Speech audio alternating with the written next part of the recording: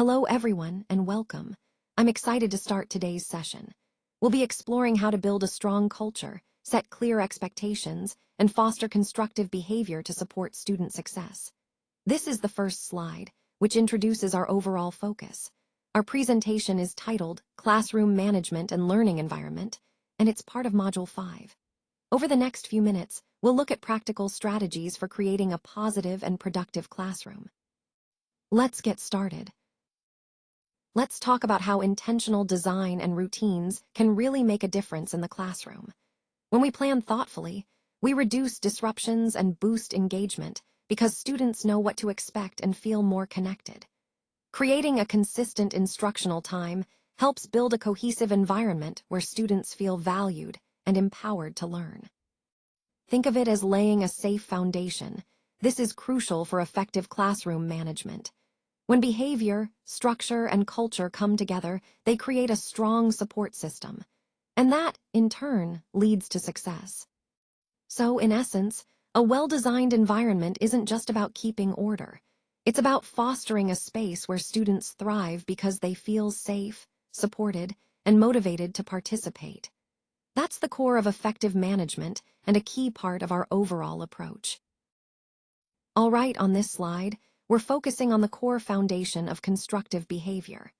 As you can see, we've identified 3 key components that serve as the pillars of a positive environment. First, we have the 3 pillars themselves. These represent the essential elements that support constructive behavior. Number 1 is the 3 pillars. Think of this as the overall framework that guides our approach.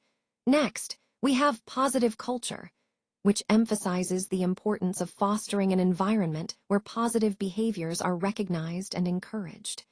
This helps create a sense of trust and motivation among everyone involved. And then we have clear routines, which are crucial because they provide structure and consistency. When routines are well-defined, everyone knows what to expect, which reduces confusion and promotes cooperative behavior. By focusing on these 3 areas, establishing a strong foundation, cultivating a positive culture, and maintaining clear routines, we set the stage for sustainable, constructive behavior. This approach not only improves individual actions, but also enhances the overall environment, making it more productive and supportive for everyone. Let's take a moment to focus on the core principles that really shape our culture: safety, respect, ownership, and belonging. These are the foundation of everything we do. When we talk about safety, it's not just physical safety, but also creating an environment where everyone feels secure and confident to contribute. Respect is about valuing each other's ideas and perspectives, fostering trust and open communication. Ownership means taking responsibility for our actions and their outcomes. It's about being accountable and proactive. And belonging is ensuring everyone feels included and valued as part of the team. Together, these principles help us build a positive culture, one where people thrive, collaborate, and feel genuinely connected. This is essential as we work towards our shared goals and create a workplace where everyone can succeed. Let's talk about psychological safety, which is a crucial component of a risk-friendly environment. When students feel comfortable asking questions and making mistakes, they're more likely to engage deeply and learn effectively. The key idea here is that there should be no fear of ridicule or judgment. If students worry about being embarrassed, they might hold back, which hampers their learning process. Creating this kind of environment encourages openness and curiosity. It's about fostering a space where everyone feels safe to share ideas, even if those ideas are imperfect or incorrect. This not only boosts confidence, but also promotes growth and innovation. Remember, the overall theme of this presentation is about cultivating supportive learning spaces. Psychological safety is at the heart of that, because it helps students take risks, learn from their mistakes, and ultimately succeed. Let's talk about modeling kindness and maintaining consistent professional empathy. These are really the foundation of building trust and positive relationships in our work. When we demonstrate genuine kindness, we're showing others that we value them not just as professionals, but as individuals. This helps foster an environment where mutual respect can thrive. Mutual respect is crucial. It means recognizing the worth of everyone we interact with, regardless of the situation. It's about listening actively, valuing different perspectives, and responding with consideration. Dignity in every interaction is equally important. No matter how stressful or challenging a situation might be, treating others with dignity reminds us to uphold professionalism and compassion. Ultimately, these principles connect directly to the overall theme of this presentation, creating a respectful, empathetic workplace where everyone feels valued. When we model these behaviors consistently, we set a standard that influences our entire organization in a positive way. Let's talk about community bond, which is really at the heart of creating a positive and inclusive learning environment. One way we foster this bond is through simple but meaningful gestures like leading morning greetings, which set a welcoming tone for everyone. Rituals also play a crucial role. They establish routines that build familiarity and trust among students and staff alike. Developing leadership skills is another vital part of strengthening our community. When students are involved in decision-making, such as giving input on important choices, they feel more invested and responsible. Class councils are a great example of this, giving students a voice and increasing their buy-in into school activities and policies. As part of this process, we focus on drafting observable behaviors, clear, specific actions that reflect the values we want to see. This leads us to creating norms, shared expectations that guide how everyone interacts and collaborates. The outcome of these efforts is a more cohesive, engaged community where students understand their roles and responsibilities. From there, we define the student role clearly, emphasizing their active participation and leadership. Strategies like shared ownership are key. They encourage students to take responsibility for their learning and the community as a whole.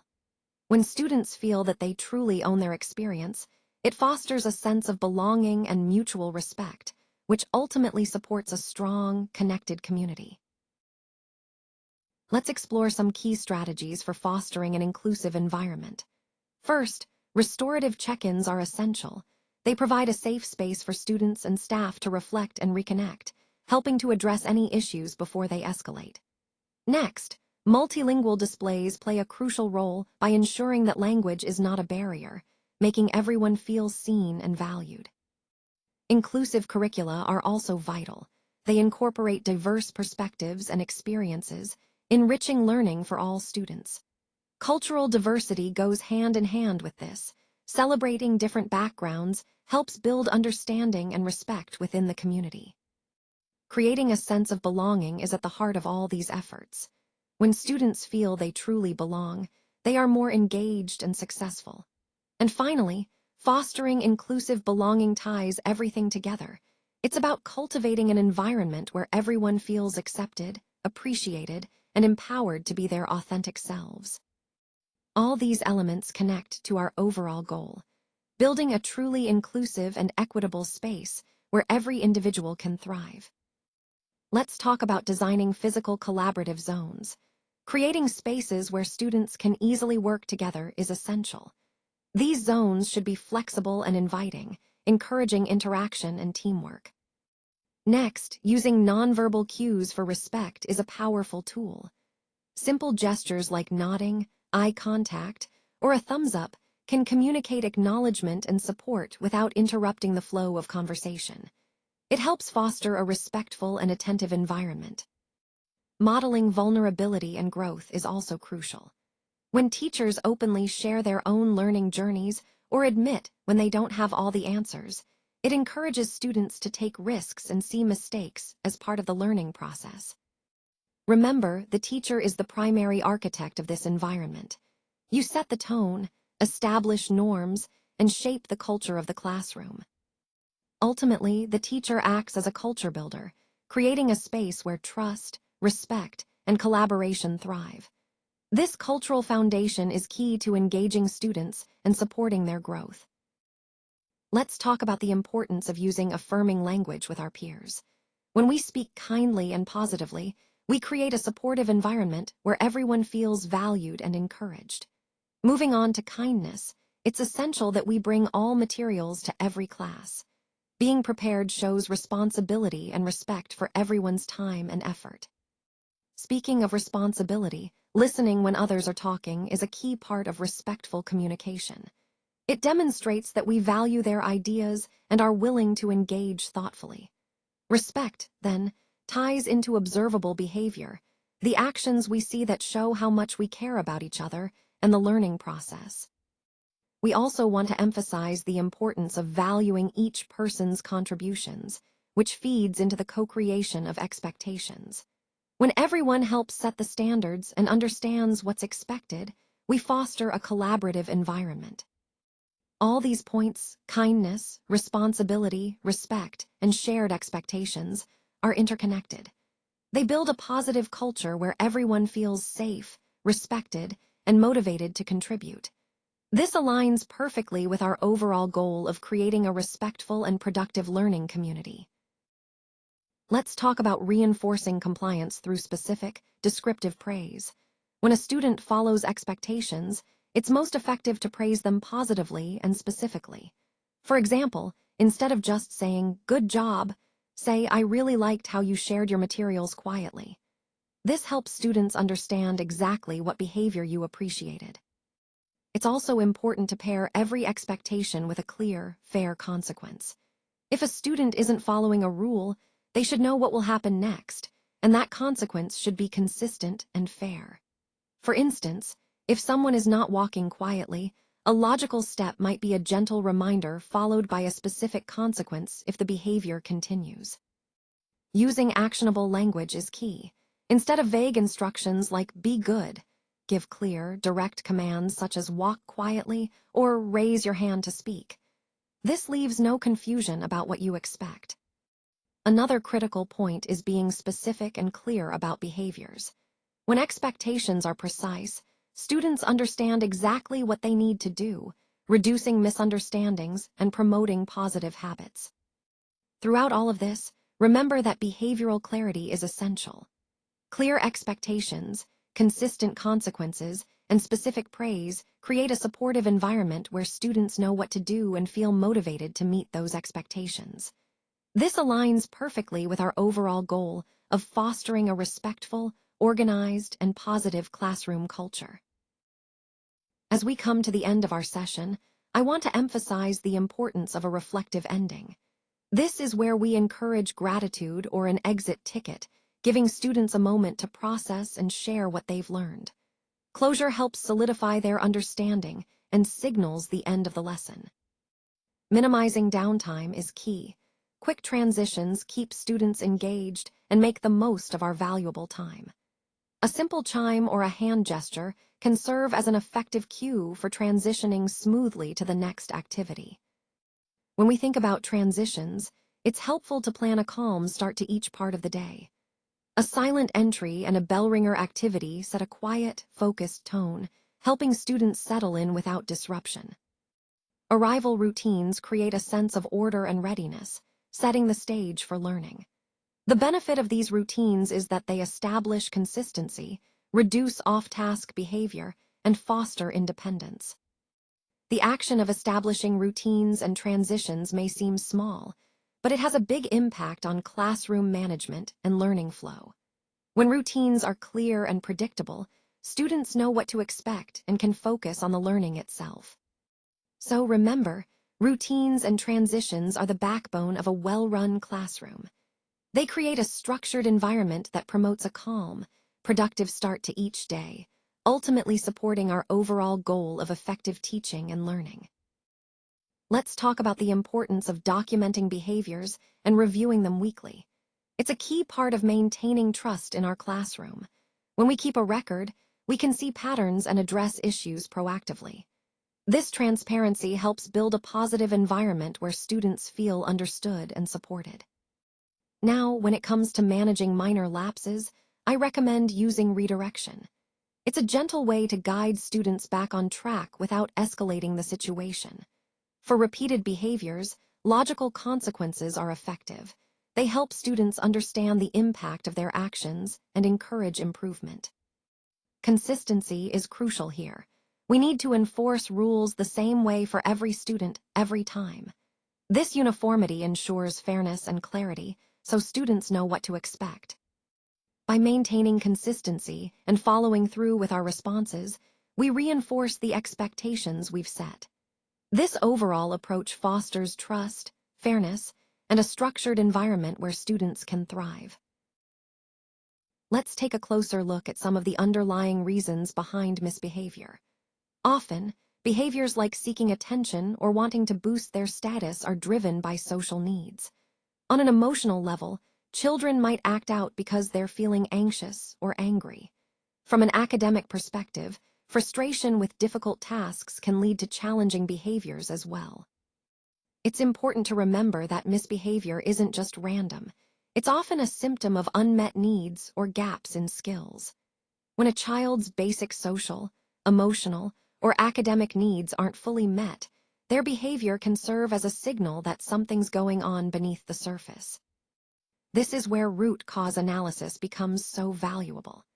By understanding the real reasons behind the behavior, we can better support children in meeting those needs and developing the skills they need to succeed. Let's talk about some key strategies for effective communication and behavior management. First, nonverbal cues are incredibly powerful. They include body language, facial expressions, and gestures that can convey understanding, concern, or even the need for a break without saying a word. Being attentive to these cues helps us respond appropriately and build trust. Next, choice boards are a great tool to promote autonomy and reduce frustration.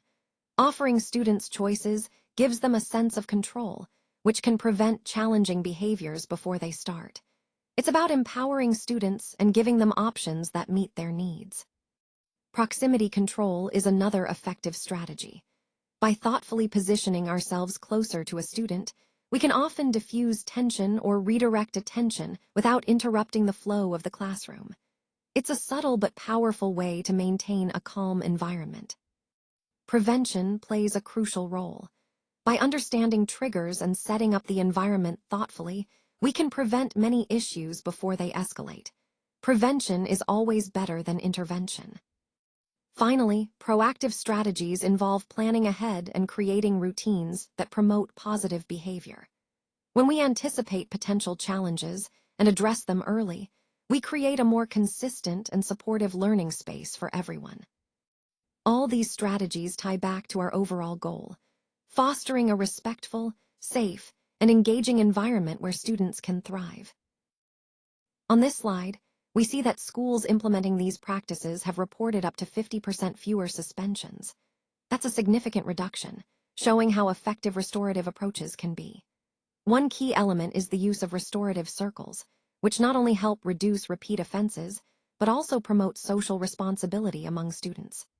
By creating a space for open dialogue, these circles encourage students to take accountability and understand the impact of their actions. Building empathy is central here, focusing on how actions affect others, rather than just punishing the behavior. This shift helps students develop a deeper understanding and a sense of connection. When harm occurs, the goal is to repair it, fostering a culture of healing instead of just discipline. Restorative practices are about more than just reducing suspensions. They're about building a positive school environment where students learn to resolve conflicts constructively and take responsibility. When we connect all these points, it's clear that these practices not only improve behavior, but also support the overall well-being and social growth of students. Let's talk about making rewards effective. It's really important to ensure that rewards are immediate and specific. When a student or individual sees a clear connection between their behavior and the reward, it reinforces the positive action more strongly. Another key point is to exchange tokens for privileges rather than grades. This helps focus on behavior and effort rather than just academic performance, making the reinforcement more immediate and tangible. Using descriptive praise is also crucial. Instead of just saying, "Good job," try saying, "I noticed you used a calm voice." This kind of specific feedback makes the praise more meaningful and helps the person understand exactly what behavior is being reinforced. Remember, token economies work best because they recognize desired behaviors immediately. The quick feedback loop helps learners associate their actions with the reward, increasing the likelihood they'll repeat those behaviors. All of this ties into the broader theme of positive reinforcement, using timely, specific rewards and praise to shape and encourage desired behaviors effectively. Let's talk about some key skills that support self-regulation and social-emotional learning. First, interpersonal skills are essential. Developing empathy helps us understand others' feelings, which can improve our relationships. Conflict resolution is also vital, learning how to navigate disagreements calmly and effectively. Moving on to metacognition, this is all about thinking about our own behavioral choices. When we reflect on why we act a certain way, we can make better decisions in the future. Next, emotional awareness is crucial. It's about identifying our feelings before they become overwhelming or lead to impulsive reactions. Recognizing emotions early helps us manage them more effectively. And speaking of managing emotions, coping skills are the tools we use, like breathing exercises or grounding techniques, that help us stay calm in stressful situations. All of these skills, interpersonal, metacognition, emotional awareness, and coping, are interconnected and form the foundation for better self-regulation. They empower us to respond thoughtfully rather than react impulsively, which is a core goal of social-emotional learning. Let's take a look at some key aspects of the physical environment in our classroom. First, we want to display student work prominently. This not only celebrates their efforts, but also creates a sense of pride and ownership in the space. When students see their work showcased, it encourages engagement and a positive classroom culture. Next, it's important to have calm-down corners for regulation. These areas provide students with a quiet, safe space to self-regulate when they feel overwhelmed or need a break. This supports social-emotional learning and helps maintain a calm, focused environment for everyone. We also need collaborative zones designated for group work. These spaces promote teamwork and communication, allowing students to work together effectively. The layout of these zones should reflect the culture we want to foster, whether it's more open and flexible or structured and organized. Overall, the physical environment should mirror and support our classroom culture, making it easier for students to thrive academically and socially. By thoughtfully organizing these spaces, we create an environment that nurtures learning, respect, and community. Let's take a moment to look at how a seamless flow from arrival to closure can really enhance our overall process. The idea here is to create a smooth, consistent experience for everyone involved, from the moment they arrive until the very end. This is where daily routine mapping comes into play. By mapping out daily routines, we can identify opportunities to streamline activities and eliminate unnecessary steps, making the entire flow more efficient. Now, an important part of this is integrating the 3 pillars. These are the foundational elements that support our process. When we align our routines with these pillars, we ensure that everything works together harmoniously, reinforcing our goals and values. So, the key takeaway is that by thoughtfully designing our daily routines and integrating these core pillars, we foster a more cohesive, effective, and engaging experience for everyone involved. This approach not only improves efficiency, but also strengthens the overall quality of our service or operations. Let's talk about continuous system improvement. It's all about constantly refining our approach to better support students. So, what adjustments might be needed? Well, we need to look at the root causes of behavior. Understanding why students act the way they do helps us make more effective changes. Next, we should consider what student needs were unmet. Identifying these gaps allows us to tailor our strategies more precisely. It's also important to reflect on what strategies worked this week. Celebrating successes helps us build on them. The purpose of this ongoing reflection is to ensure we're always learning and evolving. I encourage you to ask yourself this reflection question. What did I learn this week that can improve my practice? And finally, this is a great opportunity for teacher reflection, thinking about what's working, what isn't, and how we can adjust to better meet our students' needs. Remember, continuous improvement is key to creating a positive, effective learning environment. Let's take a moment to highlight one of the most impactful results from this case study. We saw a 60% reduction in disciplinary referrals at Urban Middle School. This is a significant improvement, and it really underscores how implementing integrated norms, token economies, and restorative circles can make a tangible difference. By aligning behavior expectations through clear norms, reinforcing positive behavior with token systems, and fostering a community-focused approach with restorative circles, the school created a more supportive environment. This example perfectly ties into our overall theme, showing that with the right strategies, we can transform school climate and student behavior in meaningful ways. Creating intentional communities is really about designing environments that support lifelong success. When we focus on lifelong self-regulation, we're helping individuals develop the skills to manage their own behavior consistently over time. Constructive behavior, then, becomes the foundation for predictable and efficient learning, because when behavior is positive and intentional, learning happens more smoothly and effectively. A clear structure within the community provides stability and understanding, which makes everyone feel safe and included. This sense of belonging is crucial for sustained growth and engagement. Cultivating an intentional culture means intentionally shaping the values, norms, and practices that guide how community members interact and support each other. All of these elements, self-regulation, constructive behavior, clarity, safety, belonging, and culture, serve the ultimate outcome, creating a community where individuals can thrive throughout their lives. Our goal is to build environments that are purposeful and supportive, fostering continuous development. So, in conclusion, by intentionally designing these communities with these core principles, we can set the stage for lifelong success and meaningful growth for everyone involved.